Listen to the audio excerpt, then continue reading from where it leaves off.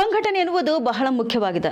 ಮಹಿಳೆಯರು ಸಂಘವನ್ನು ಕಟ್ಟಿಕೊಂಡು ರಾಜ್ಯವ್ಯಾಪಿ ಸಂಘಟನೆ ರೂಪಿಸುತ್ತಿರುವುದು ಶ್ಲಾಘನೀಯವಾಗಿದೆ. ಇನ್ನು ಹೋರಾಟದ ಮೂಲಕವೇ ಬದಲಾವಣೆ ಸಾಧ್ಯವಿದೆ ಎಂದು ವಿಧಾನ ಪರಿಷತ್ನ ಸಭಾಪತಿ ಬಸವರಾಜ ಹೊರಟ್ಟಿ ಅವರು ತಮ್ಮ ಅಭಿಪ್ರಾಯ ವ್ಯಕ್ತಪಡಿಸಿದ್ದಾರೆ.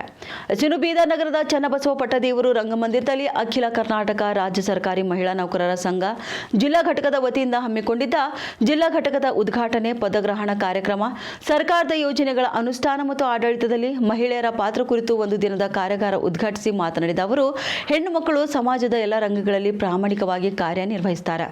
ಇನ್ನಷ್ಟು ಸಂಘಟಿತರಾಗಿ ಒಗ್ಗಟ್ಟು ಪ್ರದರ್ಶಿಸುವುದು ಅಗತ್ಯವಿದೆ. ಇನ್ನು ತಮ್ಮ ಹಕ್ಕುಗಳಿಗಾಗಿ ನಿರಂತರ ಹೋರಾಟ ಮಾಡುವುದು ತುಂಬಾ ಅವಶ್ಯಕವಾಗಿದೆ ಎಂದು ಸಲಹೆಯನ್ನು ಕೂಡ ನೀಡಿದ್ದಾರೆ. ನಾನು ನಿಮಗೆ ಸ್ಪಷ್ಟವಾಗಿ ಹೇಳ್ತೀನಿ, ನೀವೆಲ್ಲ ಮಾಡಿ ಚುನಾವಣೆ ಬಂದಾಗ ಈ ಸರಿ ಮಾಡಿ ನೋಡೋಣ. ಎಲ್ಲರೂ ಕೂಡಿ ಒಬ್ಬರಿಗೆ ಹೆಣ್ಮಗಳಿಗೆ ಆರ್ಸಕ್ಕೆ ನೀವು ಎಲ್ಲರೂ ಕೂಡಿ ಓಟ್ ಹಾಕಿ ನೋಡೋಣ. ಒಂದು ಸರಿ ನೀವು ತೋರಿಸಿದ್ರಿ ನನ್ನ ಕೈಯೇ, ಆಮೇಲೆ ನಿಮ್ಮ ಕಡೆನೇ ಬರ್ತಾರೆ ಅವರು.